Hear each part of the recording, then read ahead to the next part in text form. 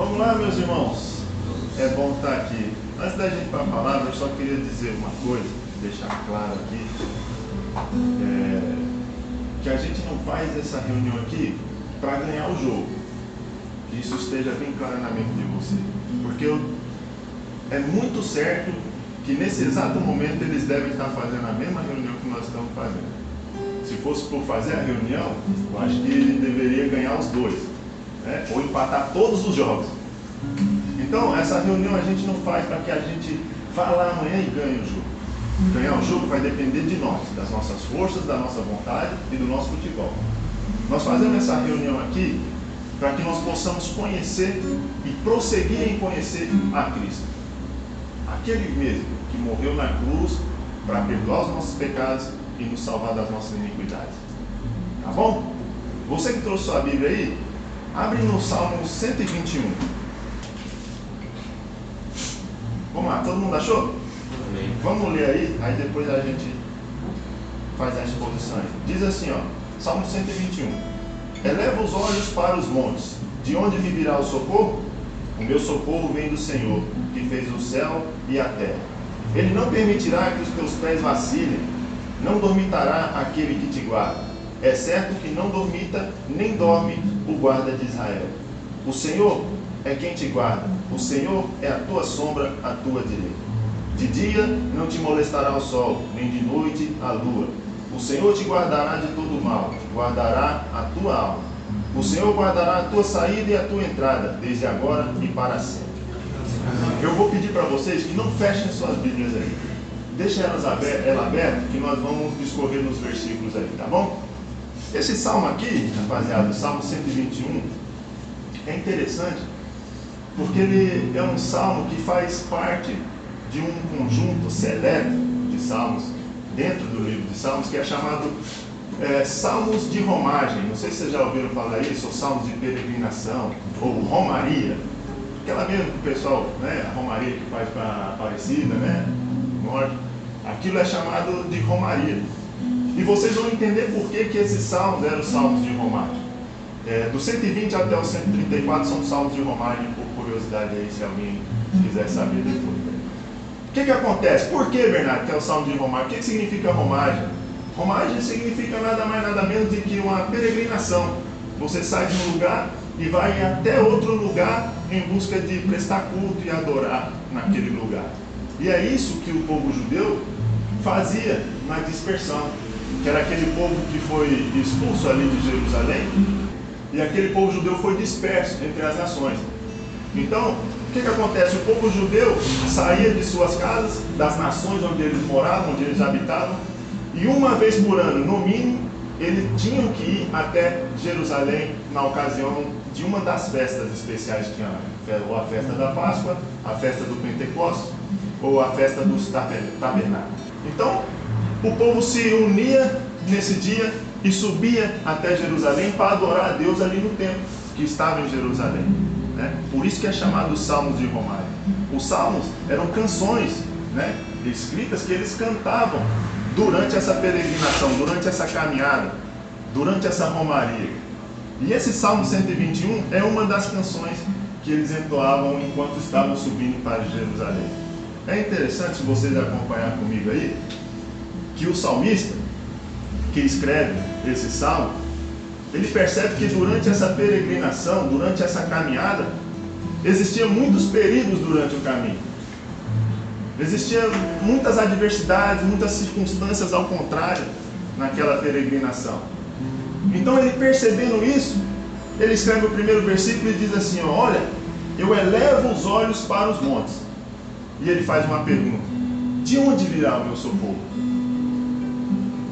Diante daquela caminhada perigosa, diante daqueles perigos oferecidos no deserto enquanto eles caminhavam, ele faz uma pergunta: eu elevo meus olhos para os montes, de onde me virá o socorro?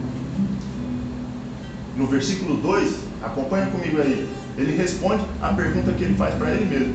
Ele responde e diz o seguinte: o meu socorro vem do Senhor, que fez o céu e a terra. Olha para você ver que interessante que o salmista, ele não fala que o socorro dele vem do futebol. O interessante é que ele não fala que o socorro dele vem do presidente da República. O Bolsonaro é o meu socorro. Agora nós estamos legal. Ou Lula é o meu socorro. Esse é fera.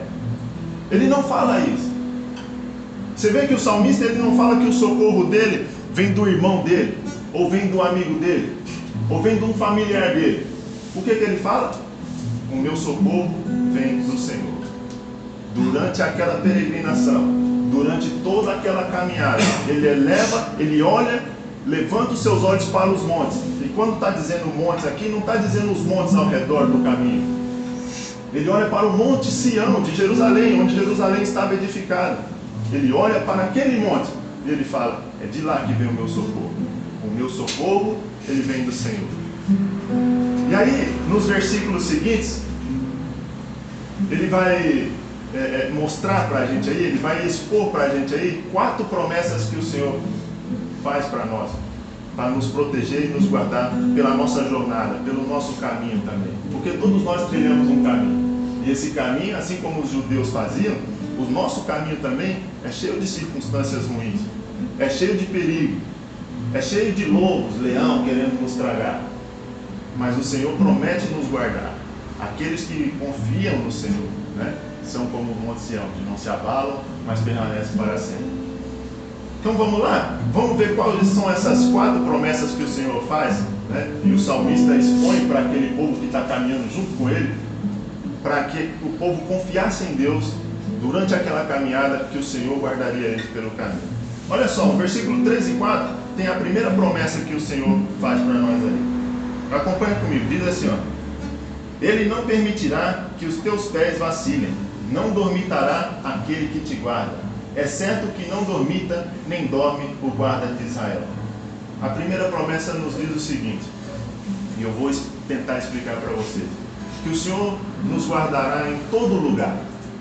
Percebe no versículo 3 aí, que o salmista escreve que o Senhor ele não permitirá que os nossos pés vacilem, ou escorreguem, ou tropecem.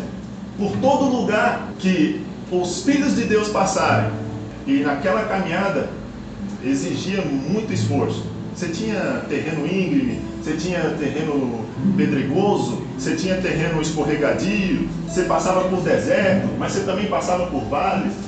E o salmista fala assim, ó, que o Senhor não vai permitir que os nossos pés vacilem por esse caminho. Por que ele não vai permitir? É certo que esse Deus, isso é certeza. Então o salmista está falando, é certeza que ele não vai permitir que os nossos pés vacilem.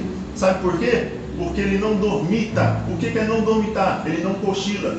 O versículo 4 vai dizer, é certo que ele não cochila e não dorme. O guarda de Israel, ele não dorme. Por isso que ele nos guarda. Nós podemos confiar no Senhor.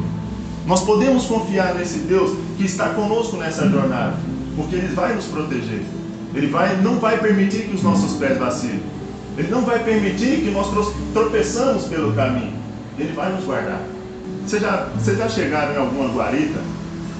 E quando vocês chegaram na guarita, vocês olharam para aquele guarda e o guarda estava cochilando? Vocês já viram alguma cena dessa ou não? Seja em filme, sei lá, seja em algum lugar, seja pessoalmente, vocês já viram o guarda cochilando? Sabe por que ele cochila? Porque ele está cansado. Ele é ser humano, ele precisa recuperar suas forças. Às vezes aquele segurança que está cochilando, ele está trabalhando 12, 24 horas, 16 horas. Então ele não aguenta, o seu corpo não aguenta. Mas aqui o salmista está dizendo que o nosso Deus ele não cochila. Sabe por quê? Esse Deus ele não é homem. Deus é Deus. E sabe por que nós podemos confiar nele? Exatamente porque ele não é um homem. Exatamente porque ele é Deus. E ele não cochila e muito menos dorme. Ele não permitirá que os nossos pés vacilem. Segunda promessa, versículos 5 e 6. Acompanha comigo, diz assim, ó: O Senhor é quem te guarda. O Senhor é a tua sombra à tua direita. De dia não te molestará o sol, nem de noite a lua. É interessante aqui porque no versículo 6 ele vai falar que de dia o sol não vai nos molestar e à noite a lua. O dia aqui representa os perigos daquela caminhada durante o dia. Como eu falei, eles passavam pelo deserto, tinham os perigos do deserto. tinham serpentes, tinham leões, ursos, e à noite, os perigos da noite. Ele fala no versículo 5 que o Senhor ele vai nos guardar como que uma sombra à nossa direita. E aqui eu tenho duas possibilidades aqui. Pode ser que o salmista está dizendo dessa sombra que nós vemos aqui. A minha sombra está aqui do meu lado. Quando o sol bate, quando a luz bate, a sua sombra, ela não deixa de te acompanhar. Você nunca consegue se livrar da sua sombra. Já percebeu isso? Eu vi não sei se vocês viram um vídeo que mostra uma garota, uma criancinha, que ela conhece pela primeira vez a sua sombra. E quando ela percebe aquela sombra, ela se assusta e começa a tentar sair da sombra, a fugir da sombra. Ela fica com medo da sombra. Não sei se vocês já viram esse vídeo. E assim como ela vai fugindo, a sombra não sai dela, porque é a sombra dela. E ela fica com medo e começa a acelerar, começa a correr. Quando ela vê que não consegue de jeito nenhum se livrar da sua sombra, ela começa a chorar, a gritar e a pedir o colo do pai. E é assim que provavelmente o salmista está dizendo aqui. Deus ele não desgruda de nós. Se nós somos verdadeiros cristãos, se nós confiamos em Deus e em Cristo como nosso Salvador, e somos dignos de sermos chamados filhos de Deus, o Senhor Jesus é como uma sombra à tua direita. Você nunca vai conseguir se livrar dela. Ou melhor, você não vai querer se livrar dela. Segunda possibilidade que tem aqui. Existiam algumas árvores, né, pelo deserto, e andar no deserto não deve ser fácil. Eu nunca andei, mas eu andei em Itaúna já. Então, deve ser a mesma coisa, né? Então, andar pelo deserto, imagina aquele mundo velho de areia, e você olhar, não tem uma aguinha para você beber, e você caminhar, naquela época não tinha tênis confortável da Nike, era a sandalhona de couro. Imagina os pés descascando e olhando o pé e aquele negócio todo. Mas existia algumas árvores, né? E uma delas, um nome estranho, chamado tamargueiras, que era uma árvore frondosa, uma árvore bonita. Ela dava uma sombra muito boa. E era debaixo dessa árvore que os peregrinos, nessa jornada para Jerusalém, eles paravam um pouquinho para descansar. Então essa pode ser a segunda hipótese, que o Senhor é como a tamargueira, é como uma árvore no deserto, aonde você pode encontrar abrigo, proteção e descanso. Voltando para o versículo 5, diz: o Senhor é quem te guarda, o Senhor é a tua sombra à tua direita. De dia não te molestará o sol, nem de noite a lua. O Senhor te guarda, o Senhor é o nosso descanso. O Senhor nos guardará em toda e qualquer ocasião. O Senhor nos guarda no deserto que nós passamos. O Senhor nos guarda nessa jornada que nós estamos traçando, né, para a eternidade. O Senhor nos guarda. O Senhor é a nossa sombra, a nossa direita. Toda e qualquer ocasião o Senhor vai estar nos guardando. Terceira promessa, versículo 7, se você puder acompanhar comigo, diz assim: o Senhor te guardará de todo mal, guardará a tua alma. Isso aqui é importante, porque a terceira promessa nos diz que o Senhor Jesus, o Senhor Deus, Ele nos guardará de todos os males que vierem sobre nós. Isso aqui eu estou falando de males físicos, circunstanciais mesmo. Esses males o Senhor irá nos guardar. Isso não quer dizer, preste atenção no que eu estou falando, que nós não passaremos por provações, não passaremos por momentos difíceis, por momentos de angústia. Isso não significa que você, um exemplo, tá? Que você está imune ao coronavírus, que é o que nós estamos vivendo hoje. Isso não quer dizer que você não pode sofrer uma enfermidade. Isso não quer dizer. A palavra-chave para a gente entender isso aqui está no finalzinho do versículo 7. Guardará a tua alma. E isso aqui é muito importante, sabe por quê? Porque o salmista está dizendo para nós que a terceira promessa que Deus faz para nós é de que a nossa alma ela não vai se perder. Se nós confiamos em Deus realmente, eu estou frisando isso, se eu recebi Cristo no meu coração e eu ando com Ele, o Senhor não permitirá que a nossa alma se perca. Eu posso sofrer aqui nesse mundo, provações, angústias, momentos difíceis, mas a minha alma, ela não vai se perder. O Senhor Jesus irá salvar a nossa alma. Então, O que o salmista está dizendo para nós aqui, que o Senhor guardará não só a nossa vida física, mas principalmente a nossa vida espiritual. O Senhor vai guardar a nossa vida espiritual. Essa é a terceira promessa. E vamos para a última. Versículo 8, a quarta promessa, diz assim: o Senhor guardará a tua saída e a tua entrada, desde agora e para sempre. Isso aqui é importante. Quando os peregrinos, os judeus, saíam das suas casas, eles buscavam chegar até Jerusalém e entrar por aqueles portões lá. Era alegria para eles poderem estar em Jerusalém, porque ali era o local onde eles iriam prestar culto a Deus, naquelas festas que eu citei para vocês no começo aqui da exposição. Então era uma alegria para eles naquele dia sair de casa e poder ir até o final da peregrinação, até o final da romaria, entrar pelos portões da cidade de Jerusalém. Só que, como eu disse, o caminho era bem difícil até lá, a caminhada era longa. Mas aqui, a quarta promessa, o salmista vai dizer para a gente que o Senhor guardará tanto a nossa saída como a nossa entrada. Ou seja, desde que nós saímos de casa até nós chegarmos ao nosso destino, isso eu estou falando como se eu fosse um judeu da época, o Senhor vai nos guardar por este caminho. Ele vai guardar a nossa saída, mas vai guardar também a nossa entrada. E o mais importante, que diz aqui no final do versículo 8, é que Ele vai guardar a nossa saída e a nossa entrada desde agora, mas para sempre também. Ou seja, o Senhor vai guardar por completo nossa vida, aqui nesse mundo, mas também para sempre na eternidade. Se é que é para lá que você vai. Tem isso aí.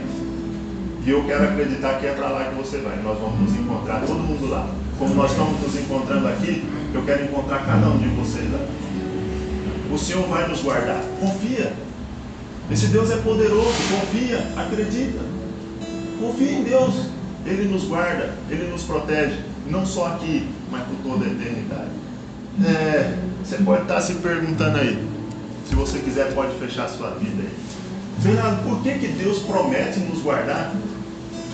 Ele não tem a obrigação de nos guardar. Por que então que Ele promete nos guardar? Eu vou dizer uma coisa para vocês, e aqui, essa situação toda remete à aliança que Deus fez com o seu povo. O Senhor era Deus era o Deus de Israel, era o Deus daquele povo. O sistema de governo daquele povo era teocracia, não uma democracia, onde o povo governa. Era uma teocracia porque Deus governava o povo. Deus era o Deus daquele povo. E Deus fez uma aliança com aquele povo. Eu serei o seu Deus e vocês serão o meu povo. Nós, sendo o povo de Deus, Deus nos guarda. Por isso que eu disse para você: você é povo de Deus, Deus te guarda. Você é povo de Deus, Deus te protege. Você é povo de Deus, Deus é a tua sombra, a tua direita. Você é povo de Deus, Ele não vai deixar que os seus pés vacilem pelo caminho. A aliança naquele tempo era feita com sangue de animais. Se sacrificavam animais, e aquele sangue que era expiado, que era derramado pelos animais, aquele sangue tomava o lugar que era nosso. O nosso sangue que era para ser derramado. Os animais, sacrificavam ali uma ovelha, alguma coisa nesse sentido, e o sangue derramado por aquele animal substituía o sangue que deveria ser derramado por nós. Na nova aliança, esse sangue derramado é o sangue de Jesus. Essa é a nova aliança. O sangue de Jesus pode nos livrar de todo o pecado, de todo o mal. E através do sangue de Jesus, nós podemos ser salvos, perdoados dos nossos pecados e feitos povo de Deus. E é por isso, é através do sangue de Cristo, que Deus Ele promete nos guardar. Então, aquela pergunta que eu fiz: por que, Bernardo, que Deus Ele promete nos guardar? E nós vimos 4 dessas promessas. Por quê? Porque foi pelo seu Filho, pelo sangue de Jesus derramado na cruz, que Ele fez uma aliança com o seu povo e prometeu guardar, não só aqui, você lembra? Mas para sempre. Muito bem, Pedro. É pelo sangue de Jesus que nós alcançamos o céu, pessoal. É pelo sangue de Jesus derramado na cruz que nós podemos ter os nossos pecados perdoados. O que isso tem a ver comigo? Que eu posso confiar nesse Deus, que Ele é um Deus de promessa, um Deus que promete nos guardar e nos proteger pelo caminho. Segunda coisa, que eu posso confiar que o Senhor perseverará por nós e nós chegaremos até o final, na cidade celestial. Por quê? Porque Ele prometeu e ia nos guardar, não só aqui, mas eternamente. Por isso nós devemos orar a Deus e pedir: Senhor, entra no meu coração, entra na minha vida, seja a sombra à minha direita, seja a tamargueira, me proteja, me guarda, me dê descanso nessa jornada que nós traçamos. Senhor Jesus, esteja comigo. Eu te convido a orar nesse momento aí e fazer essa oração. Curva as cabeças aí, feche seus olhos e nós vamos fazer uma oração, tá bom? Senhor Jesus, nesse momento estou aqui, Pai, diante desses jovens, Pai, diante dessas pessoas, desses homens que aqui estão, Pai. E eu quero, em primeiro lugar, te agradecer por esse momento de comunhão, por esse momento de adoração, por esse momento de louvor. E principalmente, Pai, pela Tua palavra que foi proferida aqui neste lugar. Obrigado, Espírito Santo, por se fazer presente. E eu te peço, Senhor, nesse momento, que o Senhor abra os corações que aqui estão para receber a Tua palavra. Que o Senhor possa cravar, Senhor, no coração de cada um aqui, Senhor, a Tua mensagem, a mensagem do Evangelho genuíno. Senhor, quero te pedir perdão pelos meus pecados. Perdoa, Senhor Jesus, os meus erros, porque eu sou feito de carne, feito de ossos, e constantemente peco contra Ti, Jesus. Eu sou totalmente dependente de Ti, Pai. Sou totalmente dependente, Senhor, do Teu amor e da Tua misericórdia. Eu não sou nada sem Ti, Pai. E preciso, Senhor, das Tuas mãos sobre mim.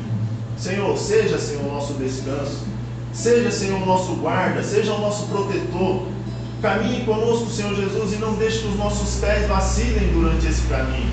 Nos guarda, Senhor, não só aqui, mas guarda-nos, Senhor, para que nós possamos nos encontrar eternamente no céu, Pai. Senhor Jesus, neste momento eu quero te pedir, Pai, que o Senhor console cada um que aqui está, as suas famílias representadas, e que o Senhor esteja sempre conosco, Pai. Eu sei que a jornada é longa, Pai, mas se o Senhor estiver do nosso lado, Pai, nós não vacilaremos. Se o Senhor estiver do nosso lado, Pai, nós podemos caminhar com mais confiança. Se o Senhor estiver do nosso lado, Jesus, nós podemos chegar até a cidade celestial e entrar por aqueles portões, Pai. E ser recebido por Ti na glória, Pai, que é o nosso maior objetivo, Pai. Senhor Jesus, essa é a minha oração, eu te agradeço. Você de olhos fechados ainda, eu queria fazer uma pergunta para você. Se você, diante dessa palavra, desse momento, se você quer receber esse Senhor, esse Salvador, esse Jesus na tua vida, no seu coração, quer fazer parte desse povo, ser guardado por esse guarda, ser protegido por Ele, eu queria que você levantasse a sua mão aí no seu lugar. Pode ser baixinho, não tem problema. Todos estão aí com os seus olhos fechados. Isso. E eu queria orar com você. Amém. Temos 2, 3. Glória a Deus. 4. Se você quer receber esse Jesus no seu coração, eu queria que você erguesse a sua mão aí no seu lugar e eu vou orar especificamente por você. Amém. Pode abaixar. Senhor Jesus, eu oro nesse momento por essas pessoas que ergueram as suas mãos, Pai. Senhor Jesus, neste momento eu quero te pedir que o Senhor abençoe a vida deles, Pai. O Senhor perdoa, Senhor, os pecados deles. Livra o Senhor de todo mal. Seja o Deus da vida deles, Pai. Que eles possam conhecer e prosseguir em conhecer-te cada dia mais. Senhor, entra no coração deles. Faça morada, Senhor, em cada um desses corações. Restaura, Senhor, aquele homem que foi criado sem mácula, sem culpa, sem pecado, lá na criação. Senhor Jesus, perdoa, Senhor, os pecados. Salva a vida deles. Senhor Jesus, eu também te peço que o Senhor possa escrever, Senhor, o nome deles no livro da vida, Senhor, que ali permaneça para sempre. Essa é a minha oração, em nome de Jesus. Amém.